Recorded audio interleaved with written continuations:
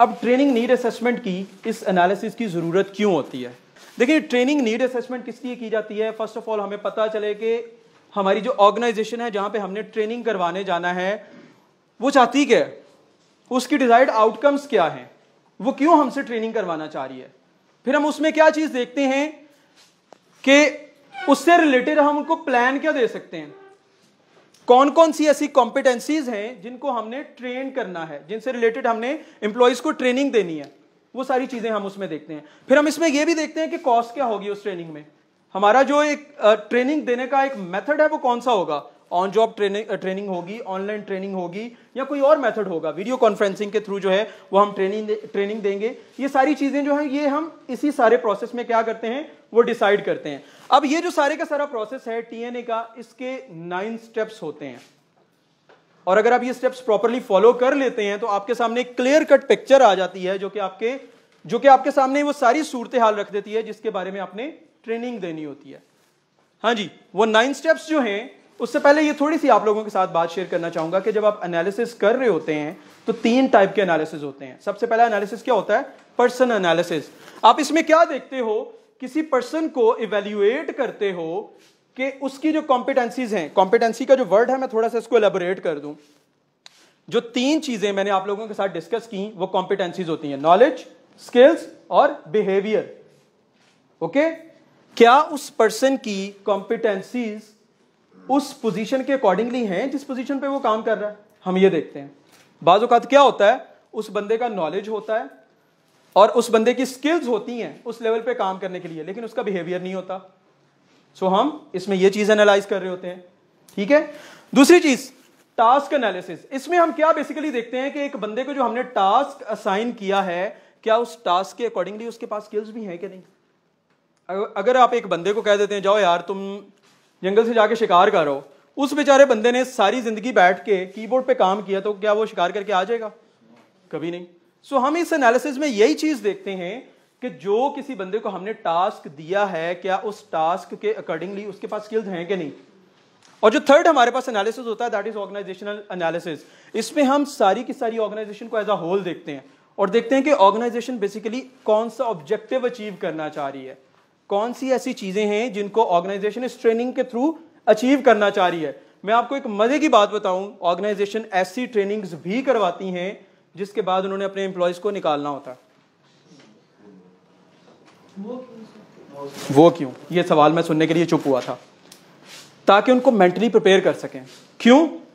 जब वो mentally prepare होंगे देन क्या होगा, जब उनको ऑर्गेनाइजेशन से हम ले ऑफ के थ्रू निकालेंगे, फारिग करेंगे, तो उनका रिएक्शन उतना स्ट्रांग नहीं होगा। अगर हम उनको मेंटली प्रिपेयर नहीं करेंगे तो अल्टीमेटली क्या होगा, ऑर्गेनाइजेशन से जाने के बाद ऑर्गेनाइजेशन की गुडविल जो है वो खराब करेंगे। सो कंपनीज क्या करती हैं, पहले उनको मेंटली रेडी करती हैं। ये क्या है, ऑर्गेनाइजेशन का एज अ होल एक ऑब्जेक्टिव है। टीएनए के स्टेप्स पे आ जाते हैं। ये एक लंबी कहानी है जी, अब इसको आप लोगों ने ध्यान से समझ लेना है।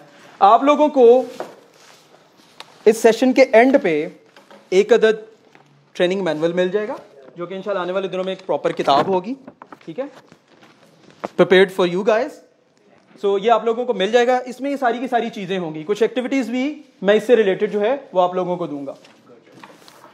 ओके जी, डिजायर्ड बिजनेस आउटकम्स। टीएनए में सबसे पहले जो चीज हमें फाइंड आउट करनी होती है वो क्या होता है कि कंपनी जो है वो क्या चाह रही है इस ट्रेनिंग के थ्रू। हम एक एग्जांपल ले लेते हैं जो कि आपके इस जो है मैनुअल के अंदर भी होगी। कंपनी क्या चाह रही थी ट्रेनिंग के थ्रू कि जो कस्टमर सर्विस है उसको बेटर बनाया जा सके। ये ट्रेनिंग का ऑब्जेक्टिव जो है कंपनी ने हमें बताया कि हम ये वाली बिजनेस आउटकम चाह रहे हैं कि हमारे जो एम्प्लॉयज हैं वो बेटर कस्टमर सर्विस दे सकें। अब अगला सवाल आता है कि बेटर कस्टमर सर्विस कैसे दी जा सकती है। उसके लिए हम क्या करते हैं, जो बेटर कस्टमर सर्विस के लिए रिक्वायर्ड कॉम्पिटेंसीज होती हैं हम वो फाइंड आउट करते हैं। बेटर कस्टमर सर्विस के लिए क्या है, हम एक जो है मोबाइल कंपनी की ही एग्जांपल ले लेते हैं कि वो जो कॉल्स आती हैं उस पे अपने कस्टमर्स को बेटर सर्विस देना चाह रहे हैं। जब आप कॉल करते हो तो आप किस चीज से रिलेटेड उनसे पूछते हो, उनकी किसी प्रोडक्ट से रिलेटेड ना। सो सबसे पहली चीज क्या है कि एम्प्लॉयज को प्रोडक्ट का नॉलेज हो, पहली कॉम्पिटेंसी। दूसरी चीज क्या है, उसके पास स्किल हो। अच्छा बोलने की, अंडरस्टैंड करवाने की, क्रिटिकल थिंकिंग की, वो अगले बंदे के बात करने से ही जज कर जाए कि यार ये वाला जो है इसका मकसद है मुझे कॉल करने का। आपको पता है कंपनीज टाइम जो है वो असाइन करती है कि आपने इतने टाइम के अंदर अंदर इस कॉल वाले को फारिग कराना है, इसका मसला हल करना है। सो वो एक क्रिटिकल थिंकिंग वाला बंदा ही उसको क्या कर सकता है, जज कर सकता है और उसको सॉल्व कर सकता है। हाँ जी, उसके बाद जो है उस बंदे का बिहेवियर बड़ा अच्छा होना चाहिए। बाज़-औक़ात क्या होता है, हम कॉल करते हैं, हम 6-6 दफा एक ही बात पूछते हैं, अगला बंदा अगर ये कहते जा यार खुदा का वास्ता छोड़ो, क्या कंपनी उसको रखेगी? कभी नहीं। सो बिहेवियर भी जो है वो उसकी एक लिंक्ड कॉम्पिटेंसी है। ऐसी बहुत सारी और चीजें हैं जो कि उस डिजायर्ड बिजनेस आउटकम के साथ अटैच होती हैं। अगर मैं अदर वर्ड्स में कहूं, देखें, अगर हम किसी बंदे को ट्रेन करना चाह रहे होते हैं तो उसकी कॉम्पिटेंसीज में क्या क्या चीजें शामिल होती हैं जो कि उसकी जॉब डिस्क्रिप्शन में शामिल होती हैं। सो हमें क्या करना पड़ता है, उस बंदे की जॉब डिस्क्रिप्शन को देखना पड़ता है कि इस बंदे से क्या क्या चीजें एक्सपेक्ट की जा रही हैं। फिर उसके बाद नेक्स्ट स्टेप क्या आता है, उन सारी की सारी कॉम्पिटेंसीज में से हम लोग ये डिसाइड करते हैं कि ट्रेनिंग किस किस कॉम्पिटेंसी से रिलेटेड चाहिए। तीसरी चीज, ट्रेनेबल कॉम्पिटेंसीज। ये जो हमें एक लिस्ट बनाते हैं जॉब डिस्क्रिप्शन के अंदर, एक बंदे को फलानी फलानी स्किल चाहिए अपनी जॉब को परफॉर्म करने के लिए, ये क्या होती हैं, कॉम्पिटेंसीज होती हैं। उसमें से सारी की सारी कॉम्पिटेंसीज के लिए ट्रेनिंग की जरूरत नहीं होती, कुछ कॉम्पिटेंसीज के लिए ट्रेनिंग की जरूरत होती है। हम यहां पे क्या करते हैं, 3 कॉम्पिटेंसीज की ही बात करते हैं मेन, आपका नॉलेज, आपके स्किल्स और आपका बिहेवियर। हम इन्हीं तीनों की बात करते हैं। हमने जो है कस्टमर केयर से रिलेटेड क्या फाइंड किया कि जी 3 कॉम्पिटेंसीज थी जो कि रिक्वायर्ड है, नॉलेज, स्किल्स, बिहेवियर। अब उसमें से जो है ट्रेनेबल कॉम्पिटेंसीज क्या क्या हैं, हमने फाइंड आउट किया कि नॉलेज और बिहेवियर पे ट्रेनिंग देने की जरूरत है। लोग स्किलफुल बहुत ज्यादा है, हमने ये फाइंड आउट किया। ये फाइंड आउट कैसे करते हैं इसके ऊपर अभी हमने आना है। ओके जी, ये ट्रेनेबल कॉम्पिटेंसीज हो गई। उसके बाद टीएनए में नेक्स्ट स्टेप क्या होता है, हम इवेल्युएट करते हैं इन कॉम्पिटेंसीज को। फिर जो हमने ट्रेनेबल 2 कॉम्पिटेंसीज निकाली, हम इनको इवेल्युएट करते हैं कि कितने % ऐसे लोग हैं जिनके पास प्रोडक्ट से रिलेटेड प्रॉपर नॉलेज नहीं है और कितने % ऐसे लोग हैं जिनका बिहेवियर जो है वो अच्छा नहीं है। हम इसको इवेल्युएट करते हैं। इवेल्युएशन कैसे करते हैं ये भी अभी आपको बताना है। फिर उसके बाद हम क्या करते हैं, गैप्स फाइंड करते हैं कि डिजायर्ड लेवल जो एक्सपेक्ट किया जा रहा था किसी काम की परफॉर्मेंस के लिए वो क्या है और अभी एम्प्लॉय किस लेवल पे है। फॉर एग्जांपल, हम जो है प्रोडक्ट से रिलेटेड नॉलेज की बात करते हैं। एक्सपेक्ट क्या किया जा रहा था कि एक एम्प्लॉय के पास 100% सारी की सारी प्रोडक्ट का नॉलेज होगा, लेकिन जब टेस्ट किया गया तो उसके पास सिर्फ 5 या 6 प्रोडक्ट्स का नॉलेज था। ठीक है, सो एक डिजायर्ड लेवल था, एक करंट लेवल। सो इसके दरमियान जो एरिया है दैट इज गैप, और इसी गैप से रिलेटेड क्या करना होता है, हमने ट्रेनिंग प्रोवाइड करनी होती है। टीएनए में नेक्स्ट स्टेप क्या होता है, प्रायोरिटाइजिंग ट्रेनिंग नीड्स। इसमें हम लोग ये डिसाइड करते हैं कि जो 2 कॉम्पिटेंसीज हम लोगों ने फाइंड आउट की हैं, नॉलेज और बिहेवियर, उसमें से सबसे पहले ट्रेनिंग किसकी होनी चाहिए। फिर दोबारा अगेन ये जो हम लोगों ने इवैल्यूएशन की होती है यहां पे, यहां से हम इसका अंदाजा लगाते हैं कि कितने % लोग थे जिनके पास प्रोडक्ट का नॉलेज कम है और कितने % लोग थे जिनका बिहेवियर अच्छा नहीं है। जिसकी परसेंटेज ज्यादा होती है हम उसकी जो है सबसे पहले ट्रेनिंग करना चाह रहे होते हैं। देन उसके बाद हमने उनको ट्रेन कैसे करना है, ये भी हम ट्रेनिंग नीड असेसमेंट के अंदर ही क्या करते हैं, इसको डिफाइन करते हैं। अब देखें, अगर आप एक कॉल सेंटर वाले बंदे को फोन कॉल से उठा के उसे ऐसे ही रूम में बिठा के उसे ट्रेनिंग ऐसे देना शुरू कर दें तो क्या वो ट्रेन होगा? नहीं होगा। उसको कौन सी ट्रेनिंग रिक्वायर्ड है? On job training. सो उसको आपको वहीं पे ट्रेन करना पड़ेगा, वैसे ही एनवायरनमेंट में, वैसे ही सारे गैजेट्स के साथ, तब वो प्रॉपर्ली परफॉर्म कर सकता है। कुछ ट्रेनिंग्स इस तरह की भी होती हैं जो सॉफ्ट स्किल से रिलेटेड हो, कैसी, कम्युनिकेशन स्किल से रिलेटेड हो सकती हैं, डिसीजन मेकिंग से रिलेटेड हो सकती हैं, वो आप ऐसे भी क्लासरूम में बिठा के भी कर सकते हो। उसके प्रैक्टिस सेशन जो हैं वो ऑन जॉब से अलग से भी कंडक्ट करवाए जा सकते हैं। सो इस स्टेप में हम ये फाइंड आउट करते हैं कि उनको कैसे ट्रेन करना है। देन उसके बाद जो नेक्स्ट स्टेप है that is return on investment analysis. हम फिर ये भी देखते हैं कि यार ये जो कॉम्पिटेंसी है, ये जो हम इतनी ट्रेनिंग देंगे, इससे फायदा कितना होगा। ये ना हो कि ट्रेनिंग पे खर्चा ज्यादा और फायदा कम हो, तो क्या ऐसी ट्रेनिंग कोई करवाएगा एम्प्लॉय? नहीं करवाएगा। ऑब्वियसली वो वाली ट्रेनिंग करवाएगा जिसपे खर्चा कम और जो रिटर्न है वो ज्यादा होगा, ये एटलीस्ट इक्वल लेवल पे होगा, वो उसकी ट्रेनिंग कंडक्ट करवाएगा। और लास्ट स्टेप क्या होता है कि हमने ट्रेनिंग को इवेल्युएट कैसे करना है, ये सारे का सारा कुछ हम टीएनए में क्या करते हैं, डिसाइड कर लेते हैं। अच्छा, मैं अब आप लोगों के सामने कुछ अपने एक्सपीरियंसेस जो है वो शेयर करता चलूं। अल्हम्दुलिल्लाह कुछ ऑर्गेनाइजेशंस के साथ जो है मुझे कॉर्पोरेट ट्रेनिंग जो है वो कंडक्ट करवाने का भी मौका मिला। ये सारी की सारी चीजें जब हम एक ऑर्गेनाइजेशन में जाके करते हैं तो प्रॉपरली हमें क्या करना पड़ता है, पहले उसकी मैनेजमेंट के साथ मिलना पड़ता है, उनके साथ हमारी एक मीटिंग होती है, हम उनसे पूछते हैं, पहले उनकी राय लेते हैं कि जी आपके पॉइंट ऑफ व्यू से किन किन चीजों पे ट्रेनिंग की जरूरत है। याद रखिएगा, सिर्फ ये टीएनए हम ही नहीं करते, ये ऑर्गेनाइजेशन खुद भी आपको करके दे सकती है। वो आपको एक टॉपिक दे देती है, टीएनए खुद कंडक्ट करवाते हैं, उसके बाद आपको टॉपिक दे देते हैं, सर इस पे ट्रेनिंग करवा दें। सो जो ऑर्गेनाइजेशन टीएनए नहीं कर रही लेकिन उसको अंदाजा तो होता है ना कम से कम कि उसके एम्प्लॉइज किस तरह के हैं, क्या उनका बिहेवियर है, क्या उनका जो है वो नॉलेज का लेवल है, ये सारी चीजें उनको आइडिया तो होता है। सबसे पहले हम सिटिंग उनके साथ अरेंज करते हैं, उनके साथ चीजें जो है वो डिस्कस करते हैं, कंपनी का पॉइंट ऑफ व्यू लेते हैं। सबसे पहली चीज अभी आपको बताने लगूं मैयर कैसे करते हैं, ठीक है। सबसे पहले कंपनी का पॉइंट ऑफ व्यू लेते हैं कि जी आपकी कंपनी चाह क्या रही है, कौन कौन सी फैसिलिटीज जो है वो अपने एम्प्लॉइज को दे रही है, और फिर उसके बाद उनसे एक्सपेक्ट क्या कर रही है, ये सारी चीजें हम उनसे पूछते हैं। फिर दूसरा लेवल आता है एम्प्लॉइज का, हम उनसे पूछते हैं कि कंपनीज आपको क्या क्या सहूलतें दे रही है और आप क्या क्या सहूलतें चाह रहे हैं अपनी जॉब को प्रॉपरली परफॉर्म करने के लिए।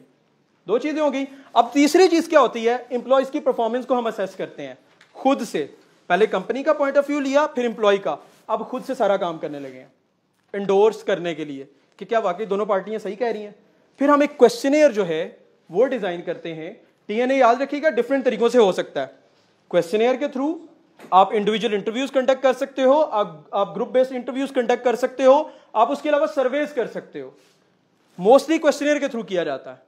सो क्वेश्चनेयर के थ्रू आप लोगों ने फाइंड आउट करने की कोशिश की, कुछ क्वेश्चनेयर आपने दे दिए मैनेजमेंट को, वो उनके आंसर्स देते हैं, कुछ आप दे देते हो एम्प्लॉइज को, वो उनके आंसर देते हैं, और अल्टीमेटली आप उनकी परसेंटेज से गैप्स जो हैं उनको फाइंड आउट करते हो, और उन गैप्स की बेस पे फिर आप क्या करते हो, प्रायोरिटाइज करते हो कि कौन सी कॉम्पिटेंसी से रिलेटेड अब जो है ट्रेनिंग देने की जरूरत है, और फिर आप उसी कॉम्पिटेंसी से रिलेटेड क्या करते हो, ट्रेनिंग प्रोवाइड करते हो। एम्प्लॉय नीड असेसमेंट, ये जरा देखें, हम सबसे पहले क्या पूछते हैं, उनका डेजिग्नेशन पूछते हैं। हाँ जी, डेजिग्नेशन पूछते हैं, उनका वर्क एक्सपीरियंस पूछते हैं। What are the facilities provided to you by your organisation, हम एम्प्लॉय से ये पूछ रहे होते हैं। फिर हम ये पूछते हैं कि वो किस तरह की जो फैसिलिटीज हैं वो एक्सपेक्ट कर रहा है, इस बात का जवाब आपको यहां पे मिलता है। फिर हम ये वाला फीडबैक ऑर्गेनाइजेशन को भी देते हैं। जब हम लोगों ने असेसमेंट करनी होती है ना लास्ट पे, तो ऑर्गेनाइजेशन को भी बताते हैं कि जी आपका एम्प्लॉय आपसे क्या क्या चीजें जो है वो डिमांड करता है और आप उसे प्रोवाइड नहीं कर रहे, सो आप उससे बेटर परफॉर्मेंस जो है वो एक्सपेक्ट ना करें। सो फिर कुछ कंपनीज क्या करती हैं, उनकी डिमांड्स के अकॉर्डिंगली उनको फैसिलिटीज भी प्रोवाइड करती हैं। एम्प्लॉयज परफॉर्मेंस असेसमेंट फॉर्म, पहले हमने क्या किया था, एम्प्लॉयज की नीड को असेस किया था, अब हम उनकी परफॉर्मेंस को असेस करने लगे हैं। हम फर्स्ट ऑफ ऑल पूछते हैं उनका डेजिग्नेशन, उनकी एजुकेशन, फिर उसके बाद जॉब डिस्क्रिप्शन, ये हम सारा कुछ पूछते हैं एम्प्लॉय से कि तुम्हें पता है तुम्हारी जॉब डिस्क्रिप्शन क्या है, ये सारा कुछ उससे पूछते हैं, वो बताता है कि ये हमारी जॉब डिस्क्रिप्शन है। फिर हम इसको मैच करते हैं जो ऑर्गेनाइजेशन हमें बताती है उसके साथ। फिर ये वाला पोर्शन पूछते हैं ऑर्गेनाइजेशन से, प्रॉब्लम्स इन बिहेवियर, कि आपको उनके बिहेवियर में कैसी कैसी जो प्रॉब्लम्स हैं उनका सामना करना पड़ रहा है। फिर उसके बाद skills that need improvement, organisation से पूछते हैं कि कौन कौन सी स्किल्स आपके पॉइंट ऑफ व्यू से उनमें इंप्रूवमेंट की जरूरत है। कुछ ऑर्गेनाइजेशन से पूछते हैं, फिर कुछ हम खुद असेस करते हैं, वो इसमें ऐड करते जाते हैं। What is the customer feedback, इस कैटेगरी से रिलेटेड कस्टमर्स का क्या फीडबैक है, ये हम क्या करते हैं, उनके फीडबैक फॉर्म्स देखते हैं, या हम ऑर्गेनाइजेशन से पूछते हैं कि जी कस्टमर्स का क्या फीडबैक है इस डेजिग्नेशन वाले लोगों से रिलेटेड, ये वाला फीडबैक भी यहाँ पे पुट कर दिया जाता है। और फिर उसके बाद ऑर्गेनाइजेशन से ये भी पूछा जाता है, जब आपको पता है कि ये कस्टमर का फीडबैक है, इनके बिहेवियर में ये प्रॉब्लम है, तो आप उसके लिए स्टेप कौन से ले रहे हैं, ये सारी बातें ऑर्गेनाइजेशन से पूछी जाती हैं। क्यों, देखिए एक जो समझदार ट्रेनर होता है ना, वो ट्रेनिंग के एंड पे ब्लेम लेने की बजाय पहले सारी नीड को असेस करता है कि भाई जो बीमारी ये बता रहे हैं, पहले ये खुद उसके इलाज के लिए क्या कर रहे हैं, ये सारी चीजें ट्रेनर पहले से असेस करता है। फिर उसके बाद उनको कोई ना कोई रोड मैप देता है। अब ये जो है हम लोग इसमें ऑर्गेनाइजेशन का जो टीएनए है वो करने लगे हैं। हम इसमें ये बहुत सारी चीजें हैं जो सिर्फ ऑर्गेनाइजेशन के जिम्मे होती हैं, उनसे पूछ रहे होते हैं उन्होंने जेडी जो है सब लोगों को प्रोवाइड किया है कि नहीं किया। सब लोगों के जो जेडीज हैं उनके अकॉर्डिंगली उनको डेली बेसिस पे कोई ऑब्जेक्टिव या डे प्लान दिया जाता है कि नहीं दिया जाता? इस तरह के ये सवाल आप लोगों के पास आ जाएंगे, आप लोग इसको पढ़ लीजिएगा। और फिर उसके बाद ये पूछते हैं कि उनको क्या लगता है कि कौन से ऐसे एरियाज ऑफ इंप्रूवमेंट है। याद रखिएगा, सबसे मुश्किल काम अपना एरिया ऑफ इंप्रूवमेंट बताना होता है।